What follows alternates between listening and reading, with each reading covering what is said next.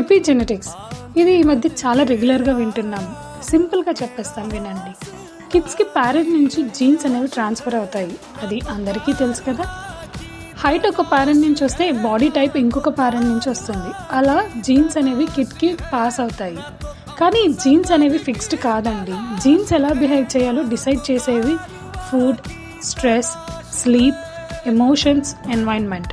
ఈ ప్రాసెస్ని ఎపిజెనెటిక్స్ అని అంటారు. మరి ఫుడ్ని ఎక్సెస్గా తినిపించడం వలన చిల్డ్రన్ మీద, వాళ్ళ జీన్స్ మీద ఎటువంటి ఇంపాక్ట్స్ ఉంటాయో తెలుసుకుందాం.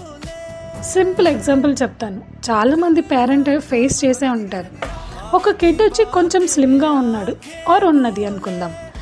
చాలామంది పేరెంట్స్ కానీ గ్రాండ్ పేరెంట్స్ కానీ ఏం చేస్తారంటే, నువ్వు స్లిమ్గా ఉన్నావు, వీక్నెస్ వచ్చేస్తుంది, నువ్వు ఇంకా తినాలి, మౌత్ మొత్తం పెట్టేస్తారు అండ్ ఫోర్స్ ఫీడింగ్ కూడా చేస్తారు. అఫ్ కోర్స్ వాళ్ళ స్టమక్ ఎప్పుడూ ఫిల్ అయిపోయి ఉంటుంది. మీరు ఎప్పుడైనా అబ్జర్వ్ చేశారా ఈ ఫోర్స్ ఫీడింగ్ వల్ల ఏమవుతుందో అనేసి? కిడ్ యొక్క బాడీ సిగ్నల్స్ని ఇగ్నోర్ చేయటం నేర్చుకుంటుంది. అంటే న్యాచురల్ అపిటైట్ అనేది డిస్టర్బ్ అవుతుంది. అదేనండి, ఆకలి అనేది ఉండదు. జీన్స్ అనేవి వాటి ఎక్స్ప్రెషన్స్ని కోల్పోతాయి. చాలా సినిమాలలో మనం వింటూ ఉంటాం కదా, నేనులా లేను నాన్న అని. అలాంటిదన్నమాట. దీని రిజల్ట్ ఏంటో తెలుసా? చైల్డ్హుడ్లో స్లిమ్గా ఉన్న కిడ్ ఒక ఏజ్ వచ్చేసరికి ఒబెసిటీ ఫేస్ చేయాలి. అండ్ ఈవెన్ మిడ్ ఏజ్ రాకముందే insulin resistance, గర్ట్ issues, hormonal imbalance ఇలాంటి లాంగ్ రన్ ప్రాబ్లమ్స్ని క్యారీ చేస్తారు. జీన్ అనేది ప్రాబ్లం కాదండి, ఇన్ఫ్లుయెన్స్ అనేది problem.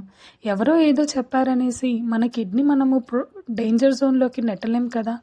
So dear parents and grandparents, పిల్లల స్టమక్ని మాత్రమే ఫిల్ చేయండి, మౌత్ని కాదు.